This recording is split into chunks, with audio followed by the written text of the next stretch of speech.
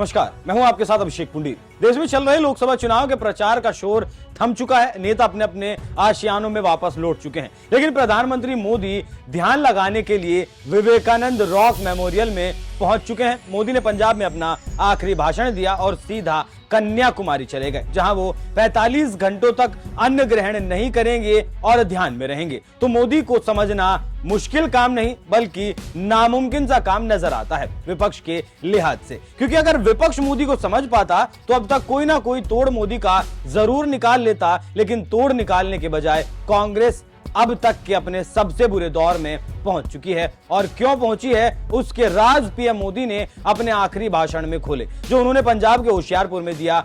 मोदी ने कहा कि कांग्रेस मोदी को समझने की गलती ना करे, नहीं तो उनकी 7 पुश्तों के राज खोल कर रख दिए जाएंगे।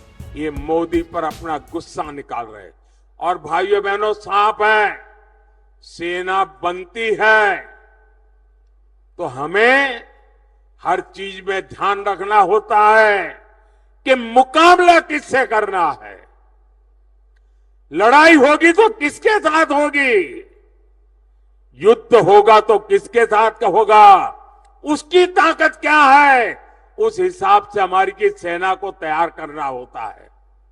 सिर्फ 26 जनवरी में परेड के लिए सेनाएं तैयार नहीं की जाती है, सेना लड़ाई के लिए तैयार की जाती है, दुश्मन के दांत खट्टे करने के लिए तैयार की जाती है, मां भारती की रक्षा के लिए तैयार की जाती है।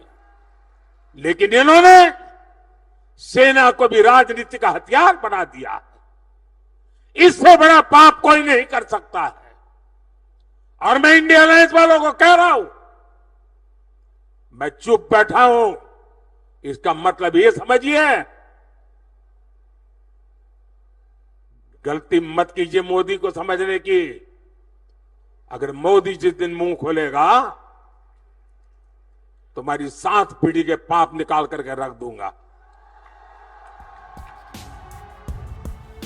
कांग्रेस का सेना के प्रति, देश के प्रति और पाकिस्तान के प्रति क्या रवैया है उसका अंदाजा लगाइए। देश में पाकिस्तान ने 26/11 किया, लेकिन हमारी सेना को पाकिस्तान से बदला लेने के लिए, पाकिस्तान को मुंहतोड़ जवाब देने के लिए इंतजार करना पड़ा मोदी के प्रधानमंत्री बनने का। पाकिस्तान के ऊपर जब सर्जिकल स्ट्राइक हुई, एयर स्ट्राइक हुई, तो पाकिस्तान को समझ आया कि भारत असल में चीज क्या है। लेकिन कांग्रेस के दौर में उल्टा होता था। जब पाकिस्तान भारत पर हमला करता था तो भारत की सरकारें जाकर अमेरिका की गोद में बैठ जाया करती थी और बिलखती थी कि हमसे छोटे देश ने, पाकिस्तान ने हमारे ऊपर हमला कर दिया, हमें बचा लीजिए जापना। एक मुट्ठी भर का देश हमारे ऊपर हमला करता था और हम अमेरिका से संरक्षण मांगते थे। यह था कांग्रेस का राज। लेकिन आज वैसा नहीं है। और हां, अभी हाल ही में कांग्रेस नेता मणिशंकर अय्यर ने कहा था कि पाकिस्तान के पास परमाणु है तो पाकिस्तान से भारत को डरना चाहिए। पाकिस्तान के नेता राहुल गांधी के प्रधानमंत्री बनने की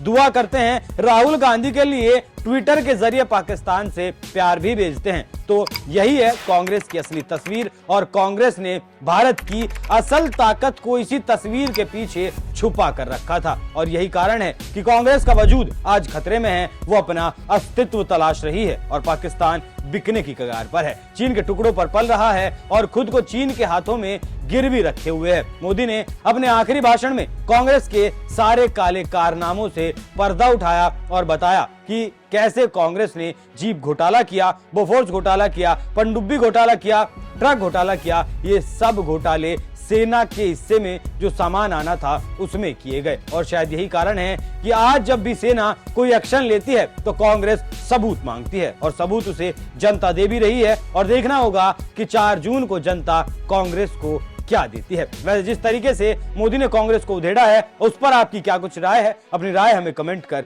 जरूर बताएं। नमस्कार।